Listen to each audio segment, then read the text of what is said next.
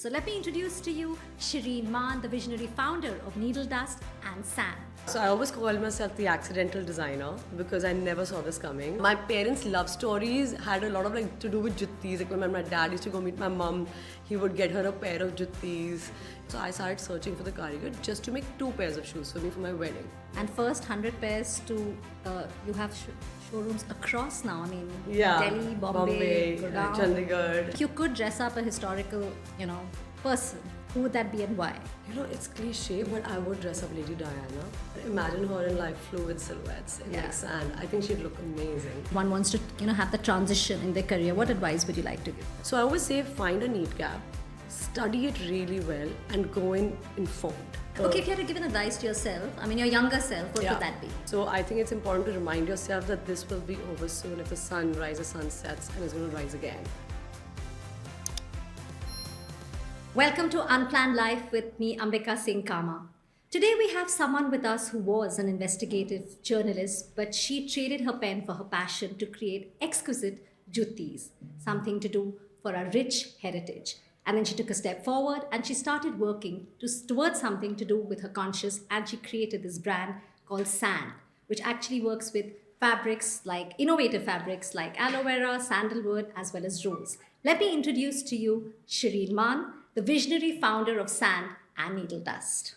Hi Ambika, I'm so happy to be here on your podcast, and I'm very excited to have this conversation with you. Shireen, it's a pleasure to have you with us on Unplanned Life. Clearly Unplanned Life for you, from a journalist to actually doing something what you love.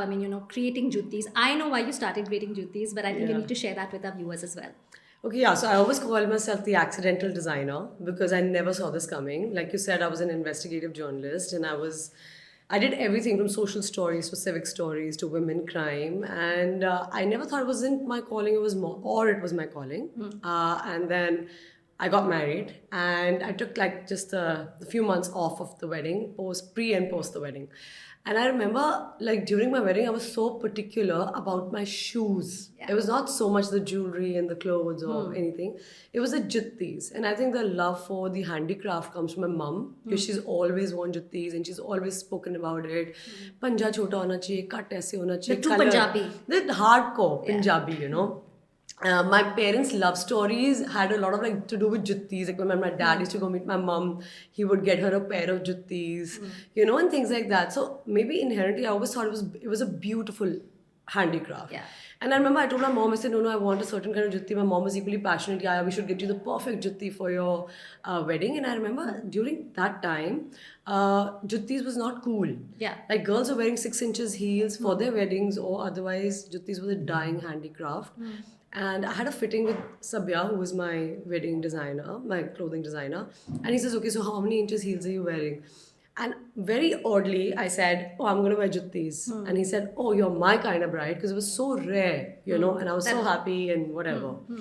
Anyway, so I went out and I said, Mama, I want to get these ghungru juttis that when I walk before my lama, it's goes chun chun. That typical. You exactly knew what you were. Yeah, the sound of it and things. So I thought it'd be easy to do it because I'm from Punjab, I know Punjab. Yeah. So I went out in search of my wedding jutti. And the jutti makers, or at least the shopkeepers, they started ridiculing my idea. Ma'am, kaun banata hai, kaun effort karta hai. They were all mundane, browns or the blacks or the zaris. They were not beautiful things. And the streets and the shops were primarily empty, And then I said, Mom says, don't worry, we'll make our own jutti. We'll find karigars and things like that. So I started searching for the karigar just to make 2 pairs of shoes for me for my wedding.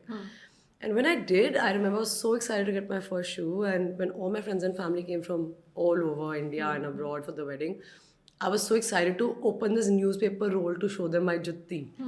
And they were so excited. They're where can we get these juttis? But that's when you realize that there's a huge market as well. I think at that moment, I was just oh my God, I've created this beautiful pair of shoes my friends and family like so much. But unfortunately, they can't buy it. Yeah. And I think few months later, I think when the whole excitement or the wedding festivities died down, I just kept thinking, I said, God, there aren't any shoes. And more so, I said the shops were empty. Yeah. The handicraft was dying because it's such a beautiful handicraft. And what if I try to make it contemporary and fashionable and cool? maybe, maybe not. It doesn't work, you know. So you And took that. that's how I made my first 100 pairs. And Yeah. first 100 pairs to, you have showrooms across now. I mean, Yeah, Delhi, Bombay, Bombay, Gurgaon, Chandigarh, and Chandigarh. yeah, this year we're planning to open 3 more stores. So yeah, like now, like the other day, somebody, you know, I met somebody at my show in Bombay, and they said, you know, we see needle dust copies everywhere. How do you feel? I said, actually, I don't feel bad. I feel pretty good because that means there's so many more jobs in the market, right? So many jutti makers because it's sort of like a generational kind of art that they learn from their, you know, parents and grandparents. I said, so that is come back. I mean, they have jobs, they're making money, they're able to sustain homes. The industry is not just surviving, it's thriving. And if I have any input in it, I sit back and I think it's beautiful, you know. And I So think the timing, what you did, because you're absolutely right. Our time, nobody was, I mean, of course, you're much younger, but nobody was really wearing juttis at Yeah, that point. You're yeah, right. And now yeah. you see youngsters wearing them with Yeah. jeans, with everything. It's really Yeah. come back, the entire thing Yeah. of juttis. And I, you know, I always tell Uday that one thing I'll take to my grave is that I revolutionized the jutti or the handicraft to bring Yeah. it back, to make it cool and, you know, modern and also traditional. But Yeah. like the brides are now taking the first choice is juttis. Like I have so many needle dust brides, Yeah. you know, that their first choice is to wear juttis, which is just amazing. You know, all my friends, when they're like, oh, you know, Shireen, needle dust. No, actually, I mean, I have friends who have reached out to you and got juttis for their daughters as well. Yeah. Unfortunately, I have 2 boys, but now you've started doing boys for men also. as well. Yeah, Yes, yeah. yes. I was also doing menswear and also little boys. Okay, Shireen, tell me, okay, of course, you started juttis. Yeah. How much did your intuition, I mean, you know, because in this competitive market, how much did your intuition work? I mean, of course, you took the risk at that point. Yeah. But obviously, your gut feeling did work. I think, you know, Ambika, at that point, it wasn't so much about whether it'll work as a business. I was just really passionate about this handicraft. I just thought it was a beautiful handicraft. And I said, oh, the way I have designed it, the colors and everything, I should at least put it out. I should let's just see, you know, what happens. And I think Uday was really supportive. And I think he was the only person at that point who said, you should do this. Because everybody else is like, juttis. I remember telling my friends and family, they're like, oh, if you want to get into fashion, do clothes. Yeah. It wasn't about fashion. It was about that one handicraft. So you it know? truly was from within. The calling From- was yeah, from within. it was from within, and I coming think- to Uday, like I've known him from, I think before I've known you, from Yeah. when I was in boarding, right? So Yeah. I remember going to their place, Yeah. supportive husband, but the Yeah. way he's really taken it up on him. Like, of Yeah. course, you know, I mean, putting you out there, of course, you're the face and you're doing, but I mean, the kind of support I've seen him. Yeah, Like, when I yeah. spoke with Param and we talked to Uday, you know, he's really there. I mean, Yeah. a lucky girl because a lot of, I mean, I think a lot of credit would Yeah. go to Uday. I would definitely say that. Yeah, no, 100% credit, you know, because I mean, you need support from home, Yeah. right? And he's my home. So when your partner supports you with unwavering support that you want to do this, I'll put a bet on it. I'll Or take a the step plunge. back. In Yeah. fact, he gave up his career. Yeah, And when he completely. did that, I was like, hats off to him. I told Param, I said, oh my God, I mean, that's Yeah. amazing. I mean, you look up to guys like that because you don't see many men like that. No, it is 100% true. He had a thriving career, you know, on his own. And I'm a creative person. I don't understand numbers. I don't understand business expansion. And he has a very, very high business acumen, you know. Yeah. And I remember from my office, I would constantly be calling him for every small account thing, every small number thing, every small thing. I call him 20 times a day. And he's like, you call me all the time. And, you know, like, and after his work, he was working on my work, you know. That's how Needle Dust started growing. And when it started getting aggressive, he's just like, we gotta take this to the next level. I didn't know how to take it to the next level. I just wanted to create beautiful shoes. Till today, I just want to create beautiful things. And 100%, I mean, he not just he not on just bet on me Yeah. and my gut feeling. But he took it to another level. Yeah, I mean, the I two of keep- you, of course. And it's yeah. so amazing to see Yeah. you both, you know, doing and reaching those heights. I mean, amazing. And then you get into clothes, Yeah. which San, again, I Yeah. know I've shot with you that earlier as well. Yeah. How did you again think of sustainability? I mean, you know, these fabrics are very, you know, unheard of at that point. Yeah. Okay, now we do still hear more of sustainability, but when you started it, whether it was rose, aloe vera, how did the thought come in? What was it? So sand, there my gut feeling came in, Ambika. I was just, like I like so I always say I'm like dual personality. When it comes to Indian wear, I like my brights and my pops and my zardozi. I'm old school, heirloom. But when it comes to my everyday, like boardroom to bar dressing, I'm very minimalistic. I like muted clothes. I like things that you can dress up, dress down. I like to consume intelligently and sort of like minimalistically, Yeah. And I was shopping a lot of linen, but abroad and really expensive. India is one of the largest exporters of linen, but our market, like internally, we all think, "Nee, nee, it's not a summer fabric." Whereas linen is the most beautifully breathable fabric, So I said, why am I going going elsewhere like Europe and other places in search of linen? Yeah. And why don't we have linen? Why don't we have anti-fluid, like fluid fits and like boardroom to bar sort of like Yeah, yeah. fabrics? Why are we consuming so much of polyester in a country which is so humid 90% of the year, And I remember I was just, right before COVID hit, I told Uday, I said, listen, I want to do clothes and I want to do organic, sustainable fabrics where we also educate people about why sustainability or why organic fabrics are For really their own body, important. yeah. Also for your own body. Yeah.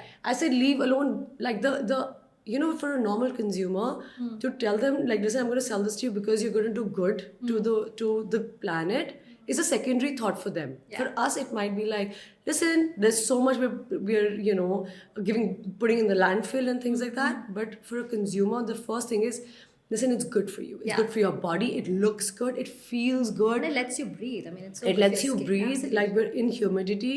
If you wear this fabric, your body will be more forgiving, will love you more. Yeah. So that was the first idea. And also not to do like very clingy, very, those kind of clothes, like to do breathable, even silhouettes and fluid fits. Yeah. We as women are so critical of our bodies, right? Like, oh, this is showing, that's Yeah. showing, I've put on weight, I've lost weight. I've always said clothes are our biggest critique. Like Yeah. your pair of jeans will tell you you've put on weight. Absolutely. Or your shirt will tell you you've lost weight, yeah. right? Even if your brain doesn't tell you, your clothes is going to tell you. Yeah. So I wanted to make transitional clothes that if you put on 2 inches, lose 2 inches, that outfit, that dress, that jumpsuit still looks beautiful. Yeah, it doesn't stay in your closet. It You doesn't can stay still in wear your it, yeah. closet and it's not body shaming you. There are enough opinions in the world. Yeah. Your clothes shouldn't have one on your body. So that's how Sand started. And I was with Sand, I had this gut feeling, Ambika, and I was sure. I remember a lot of people telling me though that listen, India's not ready for it.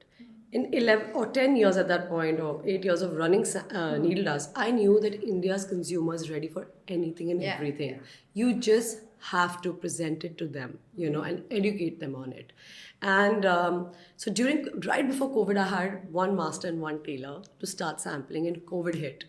For me, that sort of worked in a way that I had 3 months when Needle Dust completely stopped. There was no activity happening. I mean, the world stopped, Yeah.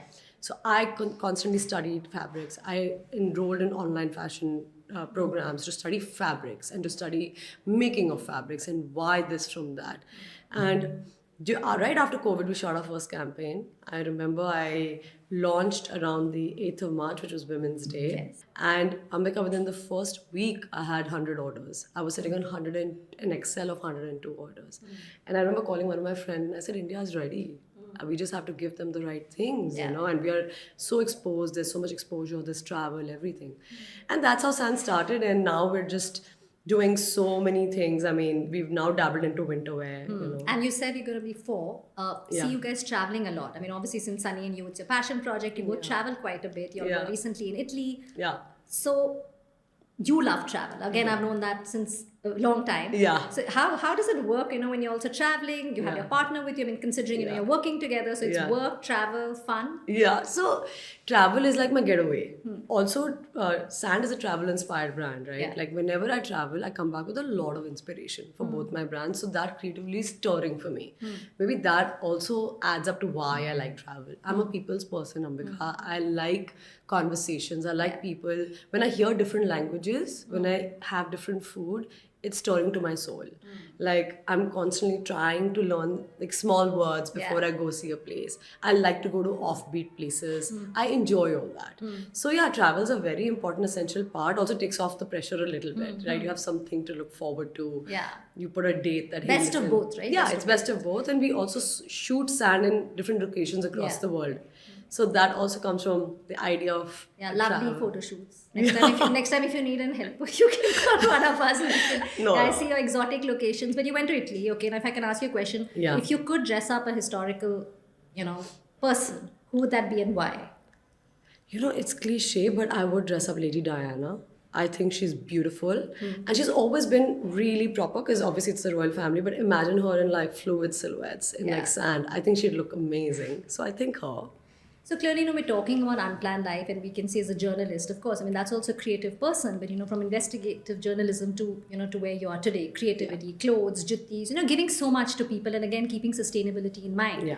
Challenges during this journey, the transition, of course, what Yeah. sparked it, you've told us, but the Yeah. challenges. The challenges of a business, Yeah. Ambika, are immense because I am dabbling with natural fabrics, linen, cottons, fabrics made out of fibers of rose, eucalyptus, lotus, aloe vera, sensitive fabrics. But with the time and with inflation, there is a price correction every 3 months. Okay, which the consumer, it's very hard for the consumer to wrap their brains around, right? They're like, oh, last year it was 1,000 rupees cheaper. Although because of my passion projects, for me, they are not very, I don't mark up my clothes very much because I want people to consume them. I want people to feel the sustainable fabric, to understand. Also, I make silhouettes so that they don't start looking like dust cloths. Yeah. Yeah, of course. They look good, right? And I think that becomes a very big challenge is to to tell people about the price changes. Also, yourself as a business to consume that sort of inflation or the corrections Yeah. in prices of linens and cottons and other sensitive fabrics. So that is something that I really dabble with, and that happens 3 times a year almost, or twice a year minimum. But it's something that I've committed myself to, and I have to go, take So the taking the ride. challenges head Yeah, on. yeah. Okay, coming to, personally, again, you're from Chandigarh, we of course celebrated Diwali, so many things together, Yeah. Holi. But just, if I ask you as a daughter-in-law, Yeah. as a daughter, your brother recently got married, I just see you do it all. I mean, Yeah. of course, you have duties as a wife, house, you have a dog, Yeah. just so much to do. How do you manage doing everything? Of course, women, we are good at multitasking. I can say Yeah. women. Yeah. Clearly, a lot of men around here, but Yeah. But how do you do that? Listen, I'm not going to sit here and be like, yeah, we manage, because there are times where it comes crashing down. I'm a very sensitive person. I'm an emotional person. I'm very attached to my family. And I constantly worry. I constantly, it's on my mind. Are they healthy? Are they healthy? Are they fine? Is everything at home okay? Is there something they're not telling me? These things are not, they are not worries that normally normal people dabble with, but I know I do a little bit more. So because of that, I go home at least twice a month. Every alternate week I'm home, and same is with Uday. My in-laws also live in Chandigarh, so I also like to see my mom-in-law. And my brother just got married, so I want to spend more time with my sister-in-law, with my mom. So, and my grandmother. I have my dadi, my nani, both are there, and I'm very, very close to my family. I Both can sides. see that, even whether it's your post, how you share everything with Yeah. your nana nani, you actually see your journey, and Yeah. also the amount which you, for your mom, I can see that closeness, the mother daughter. And I think it comes from my mom because of the challenges she's faced. I have a single mother, and I think I've seen her multitask for all my life, and she's continuing to do it, right? Like work, kids, home, her parents. Like she's been the most dedicated child I've ever seen in my life. So when I see my mom, I feel like I learn from it. Like I should be as dedicated as her. I mean, I don't think I can ever be as what she is. But I think that comes from my mom, like the inspiration of wanting to be there for your family, irrespective of what's going on in life. And also Uday's like that with his family. So both of us like to spend as much time as possible. And also it's just, it's a balm on my soul to go see my family, and I wouldn't change that for the world. It does come like, sometimes it's hard to explain because I have a campaign shoot, I have a recce, I have like A lot of work, deadlines to meet, and timetable that I've set, and I don't come from a business family, like so it's hard. Like they're like, why are you always busy? Like the other day, my mom, she called, and usually I don't share my stresses with her. And she called me. I was coming back from Bombay, and I just said, "Mama, I'm really tired and I'm really exhausted." Because usually I don't do that because it stresses her out. And then we had this conversation. I said, "फिर ये है, फिर मेरे को यहाँ जाना है, मुझे यहाँ जाना है, मुझे ये करना है." And then she says, "बेटा कदों मुक्कूगा?" And I said, it was really weird, and I felt really bad to give her this example. I said, "Mama, Rohit Bal worked till the very last minute." I said, it's never going to end. I just went every now and then. This happens only twice a year when it gets overwhelming. Yeah. But otherwise, I'm really happy. I wouldn't change anything about it. Because then I quickly realized that I'm probably putting pressure on her, stressing her. And obviously, they don't want to see their kids going No through way. anxiety or stress. And then she's just like, then don't work so hard. Why are you going for your shoot? And I understand that. She's like, why do you have to travel for your shoots 18 hours? You can do it here. Your clothes are so beautiful, they'll sell on their own. So I just think they don't understand. I understand that they don't. But that's why I try to spend as much as time with them. Yeah, every minute is precious. Yeah. Who do you look up to inspiration when it comes to creating designs? Who would you collaborate with? Of course, I know you have collaborated on your juttis, but who really is that go-to person, or you look for inspiration? If you're talking about a creative person, then the most creative person that I have known in my life is one of my best friends, Anika Dhawan from Rani Pink. And her and me talk almost every day. We have the most amazing creative conversations. I'm lucky that one of my closest friends is that creative. So we're constantly having a conversation. I always tell her, I said, Anika, I don't know a more creative person than you. You're like so inspiring. So honestly, like it's her, like the way she thinks, that our conversation will always end up in like, we need to do this. We should do this. You should do this. I should do this. So that also motivating, encouraging each other. Yeah, motivating each other. Also, at low times, we face similar work sort of, moments where you feel like that's it, and then we sort of like motivate each other. Like the other day, I told her, I said, Anika, I'm really messed in my heart and my head, because I had this, and she's like, you can be messed in your head, don't be messed in your heart. Okay, just stop right here. So like small, one message a day exchange like that. It's her that I feel like is very creative, and I'm very lucky to have her like so close to me. And I think we're constantly thinking of something or the other. And I have a collaboration with Needle Dust with Abhinav, who's also a close friend of mine. So it makes collaborations much more amazing and beautiful. And I'm lucky to be surrounded with friends who are creative. Okay, Shireen, a little bit gyan I want from you. But honestly, what advice would you want to give youngsters, or anybody, not necessarily young age, one wants to have the transition in their career? What advice would you like to give? Because you've done it so beautifully. I would say go in informed. That's number one. Don't just do it on a whim. I want to do this, it works for that one, it works for this one. Don't, of course, you want to lead as an example, but I also want to be very honest about it, that you have to go in completely informed, exactly what you want to do. You have to have your study complete, and to pick a product or to pick something which is a need gap. I can't specify this enough, that don't follow someone, don't copy someone, don't be like, oh, they're doing so well, I can also do it. But they're already doing it. Then what makes that your niche, or what makes that important, or something incredible or unique? Or unique, yeah. So I always say, find a need gap, study it really well, and go in informed. That's my. So when you just say study it really well, how much did your career, as a journalist, how much did that really help you to where you are today? Do you think it's been useful? 100%. I do all my content. I do all my storytelling. For me, my campaigns or my collections are story driven.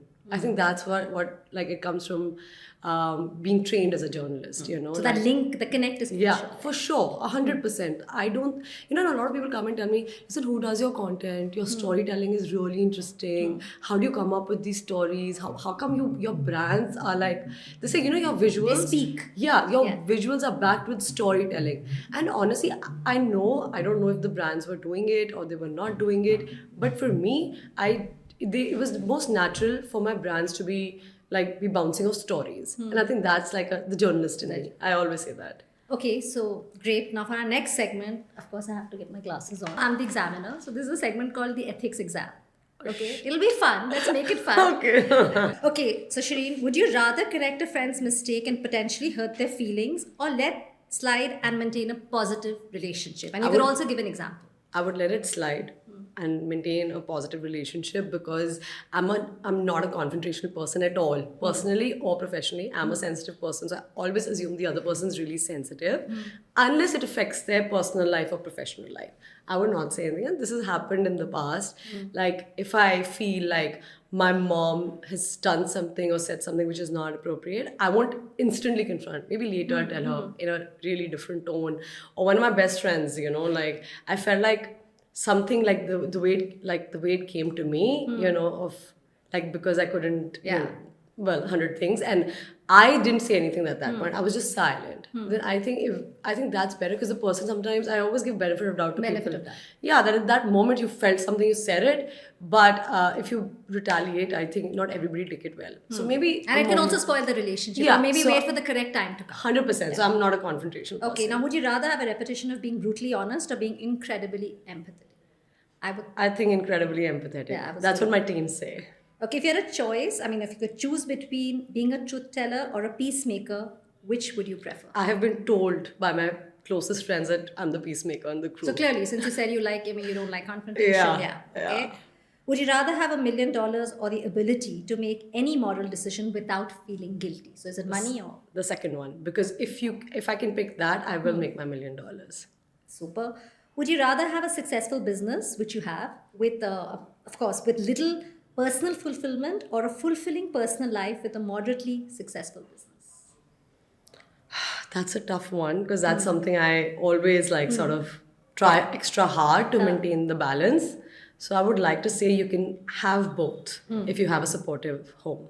Okay, so managing it well. Managing it well. Yeah. Okay. Do you believe success is more about hard work or luck? I mean, in your case, especially if I can, it's worked both ways. I think, for me at least, the way my journey's been, I think hard work is the most pivotal to a successful, business. I don't think luck can take you very far. You could be lucky to be in that moment in that time, but that's it. After that, it's only hard work. So I would say hard work. Okay. Would you rather be true to yourself and risk failure, or conform to expectations and achieve success? True to yourself and risk failure because I've done it time and again. Okay, so now this is the fun question. Is not the ethics exam is over. You passed it really well. I don't have a hamper. I don't have a hamper clearly. Please send it home. Okay, Shireen, tell me, what's the craziest thing you've ever done to get out of a tough spot? Again, this is just to know. I mean, because I know you have. I mean, we've all done crazy things, but what have you done to get out of a crazy spot? I don't know, yeah. I'm a pretty honest person. I don't think I scam out of things. When something happens, I'm just like, what do I do, Or like, I I end up facing because it shows on my face. And but I don't think I've done anything crazy. Ambika, to be honest, to scam out of a situation because I don't know how to do that. So you've either not done anything wrong, or you just No, I've done plenty wrong, but I just. But you owned up to it. I've You said owned up. it, Yeah, I think think that's so. The right thing Yeah, to I also think, do. I mean, it just happens in front. Whatever I do, I'm like an open book. It happens in front of everyone, so I can't scam out of things really. That I can Even vouch my teams know. Even my friends know. Even my family knows. I'm sure you also know. I don't That's think. why I said that. Yeah, I don't know how to do that. Yeah. So Okay, if you had to give an advice to yourself, I mean your younger self, what Yeah. would that be? that there will be a new tomorrow. I think it's an advice I want to give myself even today. I should remind myself that, when critical things happen or when there's a low point, I feel like it's going to last forever. Like I go so spiral down so badly, and it happens often because of course work, family, everything. But I have to keep reminding myself, it will be a better day tomorrow. This will be over. If this happened, there were better days before it, the better days are going to come. So I think it's important to remind yourself that this will be over soon. If the sun rises, sun sets, and it's going to rise again. So it's an important reminder to keep your mental sanity. Like winter always turns into spring, or looking Yeah. at things positively, right? Yeah. Okay, again I have to wear my glasses. Actually, it's Oh reading. man, I have to should keep I taking again? on and off because then I can see two of you. That's right? fashion, okay. Okay, rapid fire, Shireen. Oh, shit. Most spontaneous thing you've done. Travel. I've been sitting at home and then I've booked a ticket the next day to fly out. Wow. Okay, so then the next one, obviously, favorite travel destination. It has to be Italy, Japan, or Tulum, Mexico. Okay. It's either. Okay, so go to a book, a podcast? I mean, for inspiration, what would you really good? For inspiration, conversations. Lovely. Most cherished possession. Oh man, I think I have like small little things from my nanny, from my mom. I really keep handwritten letters and notes a lot. Like I'm a hoarder of them, whether it comes from my team, it comes from a family. So I have a lot of these handwritten notes that I have, and like small things like at your wedding, your grandparent will pass something down to you, right? Or like your mom will give you something that, like, I remember when my dad passed, she had his wallet and she kept the money. And after demonetization, obviously those were all scrap, but my mom still kept it. And on my wedding day, she gave it to me and she gave half to my brother. So that's a really cherished, Possession which for you me. would, Which obviously in value isn't anything. Yeah, but it's not about value, for me, like, it's come That's from my dad. priceless, right? Yeah, for me that's priceless. Yeah. Okay, favorite way to spend a free afternoon? Do you have time? I don't have a free afternoon. I think in my free time I just travel. Yeah, I don't have free afternoons because if I'm home, I itch to go to work. So a Sunday also I just either watch a show, but like I think that's it. Like just watch a show. To unwind and To unwind, I'll just put on Netflix, and just watch a show. But usually, if I have like a week off, then I'll just like to travel. So that's your just like to go-to. go. When you said, just going back to what you said about letters and stuff, which you don't, because now children don't write. Yeah. So they don't understand letters. Yeah. Everything is email, text. And even I'm saying, I have like these letters, since like 25 years, and I've kept them in one thing, and I'm like, okay, I haven't opened them, but then they're like lying. But I mean, I don't think the next generation would really They'll never about know those it because letters. it's text, Archie's right? cards, saving money. Yeah, buying we those should get cards. these Archie's So I have cards. this huge green thing. I still remember it's lying, and I'll go open it now. But isn't it so nice because you know how Yeah. somebody's handwriting look like? Yeah. You put like little, their emojis are actually physical, like hearts. And now even flowers. If you're sending flowers to somebody, the message is printed. The Yeah. other guy sent flowers, and I was That like, is true. I was like, "Ab kaise likhoge?" And he said, Yeah. "Print." And I was like, "Oh wow." So things have changed. Yeah, but just I was in a going- boarding school. My mom's kept all the letters I had written to her. The please come pick me up. I miss you. It's a pretty embarrassing to see, but she's kept them like through and through. And I think I have kept every so- handwritten note that's been given to me. Yeah, so So, that's yeah. special, of course. Okay, Shireen, one thing you can't live without. My family, I can't do it. Like I knew that was- I don't think it's my survival. Like I will not be able to survive if my family is not in close proximity to me. The maximum I can be is Delhi, Chandigarh, but beyond that I can't. Like it is my survival. So clearly, you're very close-knit family, Yeah. of course, and also, your family means a lot to you. Yeah, I 100%. think Everything else will do without. Okay, comfort or style? Comfort, any day. You can make comfort your style. You can't make just style comfort if it's not like made to be comfortable. So comfort. Local or global? Local all the way. India is a thriving economy. India has got so much like in produce, so much to make. There's incredible talent in the country that's doing incredible things, and we're very lucky to be a part of that ecosystem. Yeah, the whole make in India. Yeah, you see I think people it's really- beautiful. it's taken Yeah. absolutely. Okay. Heels or flats? I don't think that's I think we can just, that If it's I think Shireen, that it's was a silly flats. question of me to ask, yeah, of course. Okay, your biggest fashion risk? My biggest fashion risk was launching juttis as a business. That was my biggest fashion risk because nobody was wearing it. It was uncool. It was uncool to have conversations about starting a business in juttis because designers weren't doing juttis. Yeah. That was my biggest fashion risk, and I think I'm happy to see a lot more kids and younger people taking that on. Yeah. And also, it's become a very competitive market now. I mean, Yeah. earlier when needle dust happened, there weren't so many jutti. I think we were the only ones, yeah. And today, there you see a lot, whether they're copies or whether they're not, but at least the whole jutti thing has really come up. Yeah, Ambika, the other way, one, obviously, like I mentioned, that means there's a lot more work in the market, for the karigars. The second thing is that, Needlust, I mean, and I'm so grateful, but Needlust has a very loyal client base. Like, you would only wear needle dust, right? Like, Also, they're very comfortable. I remember when I got my first juttis, I don't know if you remember at that, and I was like, are they comfortable? मेरे को काटते हैं, I get blisters. I remember, and you were like, yeah. I still remember you gave me 2 pairs. Yeah. And I still have them because, but they were really comfortable. Yeah, see the idea. See, everybody's Once foot you know is different. comfort, yeah. Everybody's foot is different, but I, as a designer, try my best to give the utmost, like, beautiful quality that your feet feel blessed, that did you feel happy walking? But having said that, obviously you can't, I mean, everybody's foot is different, but yeah, I just think that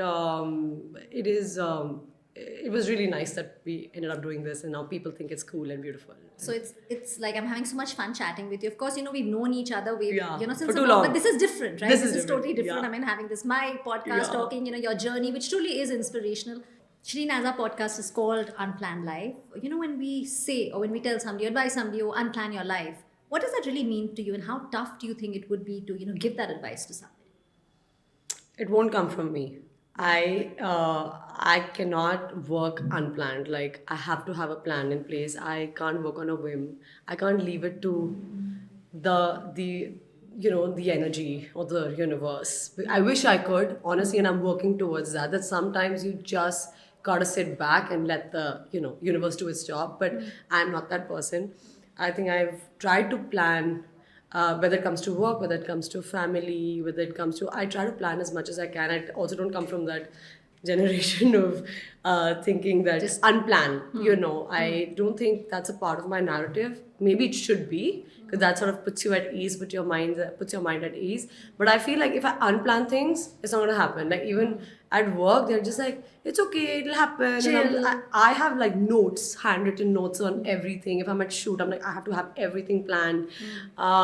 So I think maybe when I was younger, I was a little bit more lax in these things. But with time, I feel like it puts, like, I feel more sorted if I have things planned. So I don't think that'll come from me. Yeah. I mean, so you're planning. I like to plan out things, not just go like you rightly said. But what if failures happen, or what if some challenges come along the way? Then how Yeah. do you take it? As much as you'd like to plan, there are some things that are thrown at you, curveballs. Like you said, failures. You never plan for a failure. No matter how people say, oh, I plan for bad days, rainy days. No, you never plan for a failure. You don't plan for births. You don't plan for deaths. You don't plan to lose people. You don't plan for arrival of new people in your life. These are things, of course, you have to take it, as it comes at you. I think as humans, you are made or built with blocks that are trying to, sort of combat that. Because these are the things that come unplanned to you, I think, and I've experienced that in my life constantly or along the way. Is probably that's why I like to plan the other things that can be planned in your life. Yeah. Okay. Yeah. Okay. I think that's really well said. Okay. Now that you've said about planning, what future plans for Needle Dust and Okay. San, and just what are your plans? So I am an aspirational, aggressive entrepreneur. I do want to see I don't have a 5-year plan. You know how people say in 5 years I'd like to see my brand there. I have short-term plans. Okay, this year I want to achieve this. So this month I want to do this. The next 3 months I want to do this. So I'm not a 5-year planner. I don't know what I'm going to do in 5 years. But right now I think we're looking to expansion of Needle Dust physical stores in brick and mortar. That's what we want to do. We want to reach new places, new corners of the country with Needle Dust. With Sand, it's a travel-inspired brand, so we want to take the campaigns to newer destinations, to newer spaces. For our spring-summer, we are going to a brand new destination, a brand new continent that I don't want to speak about right now because it's like, I'll obviously tell you off the podcast. But and Planning stages. Planning stages. And of course, if a beautiful opportunity comes along, I plan to open a first physical narrative for Sand this year. Oh, lovely. So lot of things. Lot Best of things luck planned, for that. yeah. Best of luck, Shireen. But I just want to go back quickly to, when it comes to your juttis, I've also seen you modeling. Did you ever think of modeling because you have the figure, you have the looks, well maintained? No, honestly, because I do think of when I see your posts and when I see, you've done those things with your lehenga. Did you ever think of modeling, or was it because when we're from like Chandigarh, or when you're brought up in a certain way, again, Punjab, traditionally, you have a lot of things in your mind like that. Did you ever think of getting into modeling, or would you? I actually don't come from a very traditional, so to say, setup. My mom's been very encouraging with me and Angad. She's always said, do what you want to do. So I know when I was in college, I used to constantly get these modeling offers. These agents would come outside the canteen or come outside the class. But I actually never saw myself like that. I always thought, oh no, like physically I'm not there, or things like that. I wasn't confident in front of the camera at all, Ambika, at all. And I remember I used to tell my mom, you know, and my mom's like, listen, if you want to go ahead and try it. I said, no, I think I look stupid in front of the camera. I'm not made for it. Now it's just because I have brands, I end up wearing them. My social media team is like, you must do this, you should wear and shoot. I also enjoy wearing my products, so it comes very So you're naturally. doing it for your brand.